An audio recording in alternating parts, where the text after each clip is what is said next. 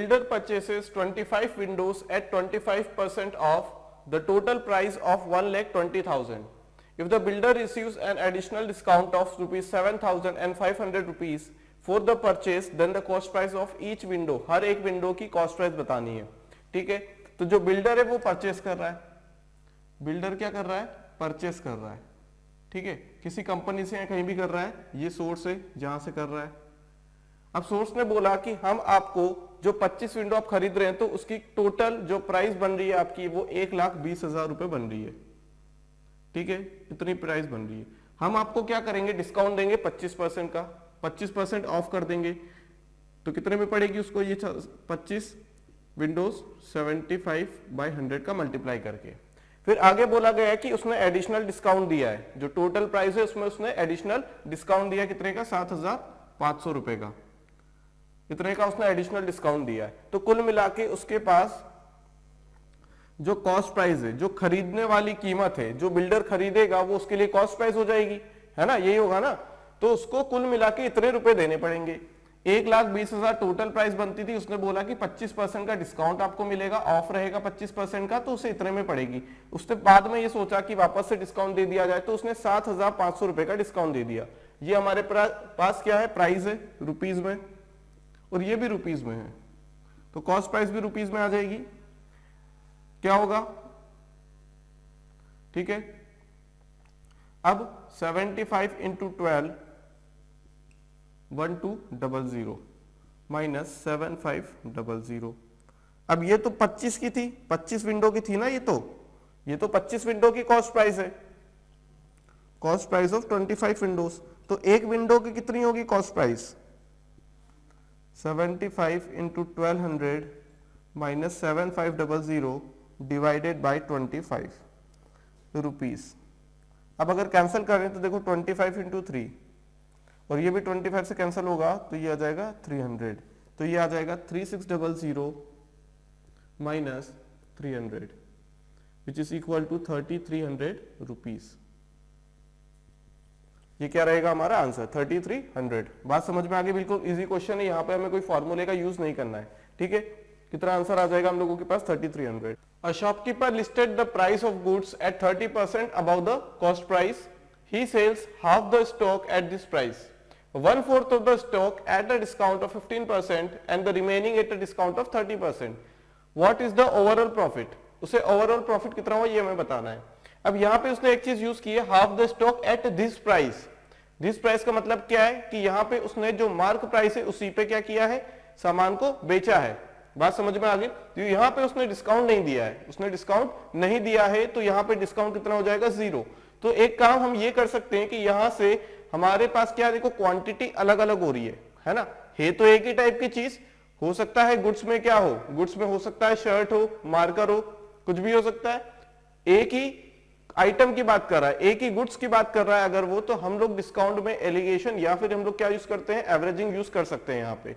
ठीक है, अब यहाँ पे देखो क्वांटिटी हमारे पास है. ही सेल हाफ द स्टॉक. हम लोग कुछ अमाउंट मान लेते हैं कि इतना उसका जो क्वांटिटी है. क्वांटिटी क्या मान लेते हैं? ऐसी क्वांटिटी मानते हैं जिसका 1/4 आसानी से निकाल सकते हैं. तो हम लोग 10 ना मानते हुए हम लोग 20 भी मान सकते हैं, 20 मान सकते हैं हम लोग, है ना. बात समझ में आ रही है? जिसका 1/4 हम लोग निकाल सके. अब हमने क्या किया? एक काम किया कि हमने जो गुड्स है उसे मान लिया कि वो है शर्ट. वो क्या है? शर्ट है. बात समझ में आ गई? कितनी शर्ट है? 20 शर्ट है. हमने ये मान लिया. अब हम लोग क्या करेंगे? ओवरऑल डिस्काउंट निकाल लेंगे. ठीक है, बात समझ में आ रही है? अगर डिस्काउंट के लिए एवरेजिंग हम लोग कर रहे हैं या डेविएशन इक्वल टू 0 अगर हम लगा रहे हैं एवरेजिंग में से, तो यहां पे क्या होगा कि वो सिर्फ डिस्काउंट के लिए चीज आएगी. वो डिस्काउंट ही आएगा. ऐसा नहीं सोचना कि डिस्काउंट का हमने जो परसेंटेज यूज कर लिया तो हम लोग प्रॉफिट निकाल लें या लॉस आ जाएगा उससे. ऐसा नहीं होगा. ठीक है, तो यहां पे हमने मान लिया कि जो 20 है हम लोगों के पास शर्ट्स, यहाँ पे क्वांटिटी लिखा हमने, उसके लिए हमें निकालना है कि नेट कितना है डिस्काउंट. डिस्काउंट परसेंटेज हमने मान लिया उसके लिए x है. कितना है उसके लिए? x है. अब ही sell half the stock. Half मतलब 10 एट दिस प्राइस. इसका मतलब कि डिस्काउंट 0 रुपए का है, 0% का डिस्काउंट मिल ही नहीं रहा. उसी प्राइस पे बेच रहा है तो डिस्काउंट दे का रहा है वो, है ना. डिस्काउंट दे का रहा है. आगे बात करते हैं 1/4. अब ऐसा नहीं बोला है रिमेनिंग का 1/4, सिर्फ ये बोला है 1/4, तो हम लोग 20 का 1/4 लिखेंगे 5, 20 का 1/4 मतलब 5, उस पर उसने डिस्काउंट दिया 15% का, परसेंटेज लिखने की जरूरत नहीं, ऊपर लिख दिया हमने। डिस्काउंट मिल रहा है इसका मतलब माइनस लगा दिया हमने। बात समझ में आ रही है? क्या लगा दिया हमने? माइनस लगा दिया यहाँ पे। अब आगे बात करते हैं कि द रिमेनिंग एट 30% डिस्काउंट, 15 हो गए दोनों मिला के, बचे 5, तो कितने डिस्काउंट पे? 30% के डिस्काउंट पे। नेगेटिव इसलिए क्योंकि डिस्काउंट मिल रहा है। अब हमने क्या किया, इसे अज्यूम्ड मान लिया और डेविएशन को यहाँ पे 0 बना दिया। तो देखो क्या होगा यहाँ से, देखो ये क्वांटिटी को हम कैंसल आउट भी कर सकते हैं, ठीक है, इस चीज में। तो ये बन जाएगी 1, 1, 2 एंड 4। तो हम इससे सॉल्व करेंगे फिर। अब 2 times of 0 minus x plus 1 time of -15 minus x. अब देखो हमारे लिए अननोन क्या है, यहाँ पे x अननोन है, लेकिन हमें पता है डिस्काउंट मिलेगा, हमें ये चीज पता है कि नेट डिस्काउंट ही आने वाला है, लेकिन यहाँ पे हमने नेगेटिव साइन यूज नहीं किया क्योंकि ये अननोन है, इसे निकालना है। आंसर में अपने आप नेगेटिव साइन आ जाएगा जो हमें शो करेगा कि डिस्काउंट हो रहा है। प्लस 1 -30 माइनस एक्स, ठीक है, ये हो जाएगा -2x, ये हो जाएगा -15 माइनस एक्स, ये हो जाएगा -30 minus x is equal to 0। कितने x से? 4x, तो 4x बराबर -45। तो x की वैल्यू यहां से क्या निकल के आएगी? -11.25%। x की वैल्यू आ गई -11.25%। मतलब अगर सभी का ओवरऑल डिस्काउंट देखा जाए तो उसे 11.25% का डिस्काउंट मिला है ओवरऑल, ठीक है। हमने लिख दिया ओवरऑल डिस्काउंट, यहां पे हमने क्या लिख दिया? ओवरऑल डिस्काउंट परसेंटेज कितने का मिला है उसे? 11। जब डिस्काउंट हमने यूज कर लिया तो नेगेटिव करने की जरूरत नहीं है यहाँ पे।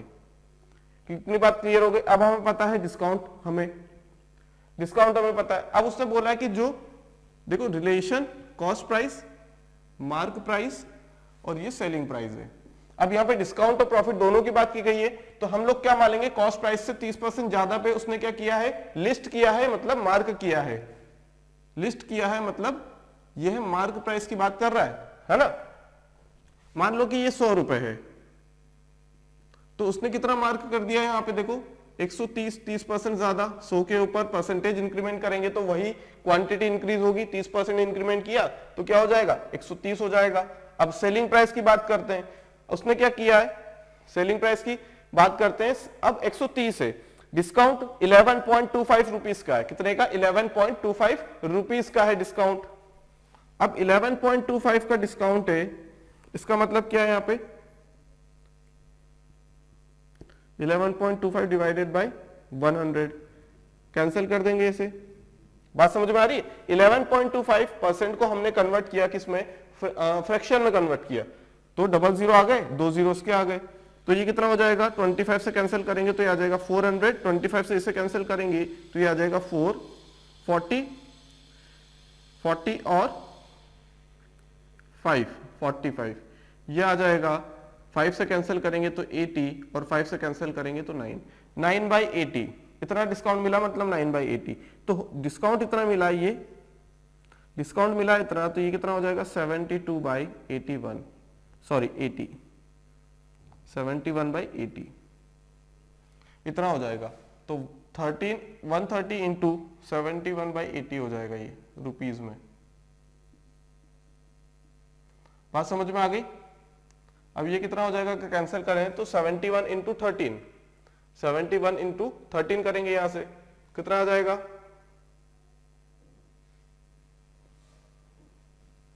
71 इंटू 13, 983। कितना आ जाएगा ये? 983/8, 983/8 आ जाएगा यहां से। बात समझ में आ रही है? क्लियर है इतनी बात? ठीक है, तो ये कितना आ जाएगा? 11.25 का डिस्काउंट मिला, तो हमने लिखा 11.25, इसे हमने कन्वर्ट किया फ्रैक्शन में। फ्रैक्शन में कन्वर्ट किया तो 11 इंटू 400 हो जाएगा, और सॉरी 25 इंटू 400, और 25 4 100, बचा 125, तो 5 टाइम्स, तो 5 इंटू 8 80 हो जाएगा, 5 इंटू 9 45।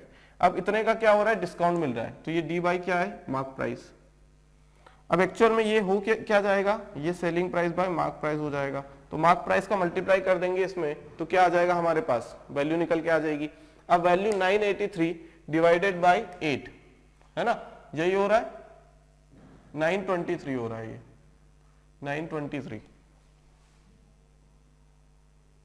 923 divided by 8। अब ये जो 100 ही बेस तो हमारा क्या है, प्रॉफिट देख रहे हैं, मतलब बेस क्या है 100 है, तो यहां पे इसका आंसर निकाल लो, जितना भी डिफरेंस आएगा दोनों के बीच में वही परसेंटेज रहेगा। अब 923 को यहां पे देखो 923 कैसे बन सकता है, एंडिंग में 3 बनना चाहिए, 5 5 से 25 प्लस 3 8 बन रहा है कि यहाँ पे नहीं बन रहा, 3 बन रहा है। डिवाइड में तो देखो 8 आ रहा है, तो ये आंसर टिक लगा सकते हैं क्या हम लोग, बिल्कुल लगा सकते हैं, देख लेते हैं एक बार करके।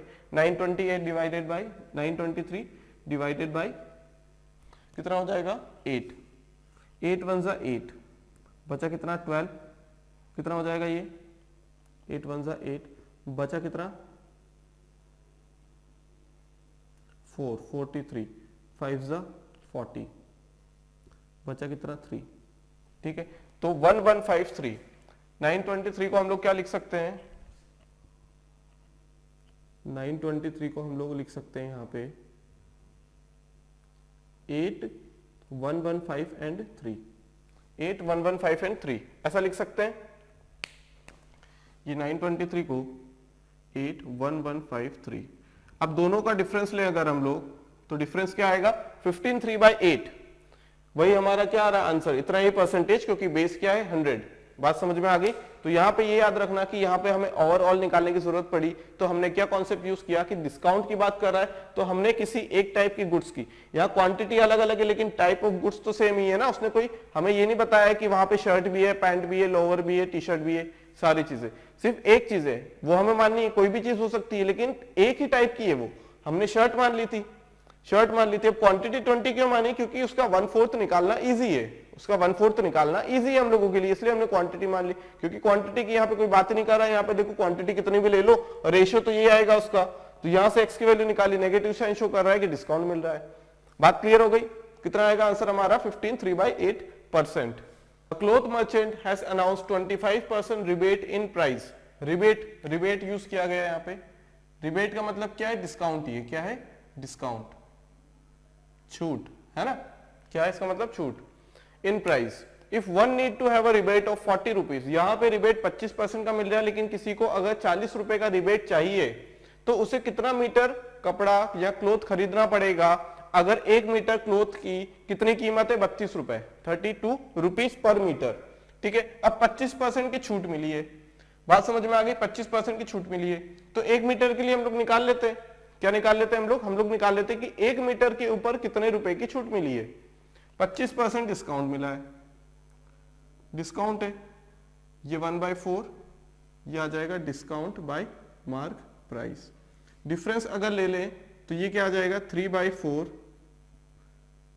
Selling price by mark price.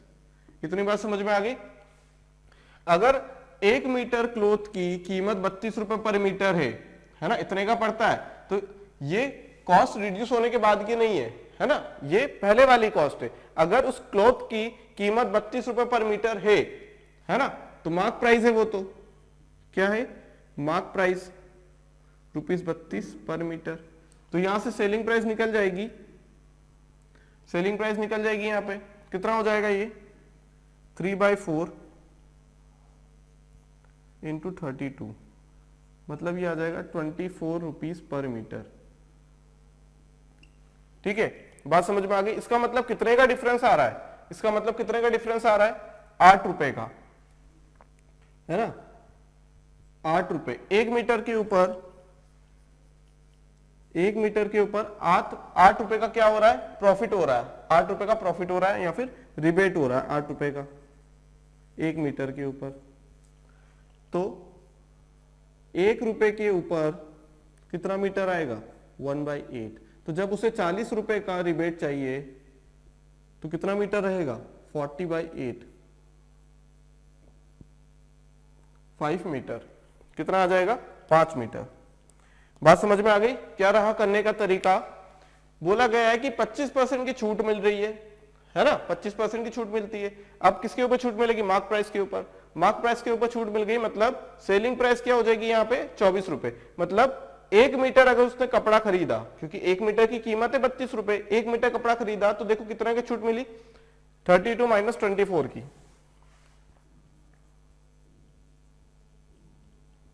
32 minus 24, 8 रुपए की छूट मिली। अब ये हमारे पास यूनिटरी मेथड से कर लिया, अगर हमें 1 रुपए की छूट चाहिए तो इतना मीटर खरीदना पड़ेगा, 40 रुपए की छूट चाहिए तो इतना मीटर खरीदना पड़ेगा। बात समझ में आ गई यहां से, इतनी बात क्लियर है? तो क्या आएगा आंसर हमारा 5 metre. A tradesman gives 4% discount on the mark price and 1 article free with every 15 article bought and still gains 35%. The mark price is more than the cost price by, कितने percent से mark price जो है cost price से ज्यादा है। यहाँ पे बोला गया है कि उसने डिस्काउंट दिया है 4% का, कितने का डिस्काउंट, 4% का। देखो यहाँ गेन की भी बात हो रही है, तो यहाँ किन चीजों की बात होगी, यहाँ सीपी की बात होगी, एमपी की भी बात होगी और सेलिंग प्राइस की भी बात होगी। ठीक है, बात समझ में आ गई, इतनी बात क्लियर हो गई।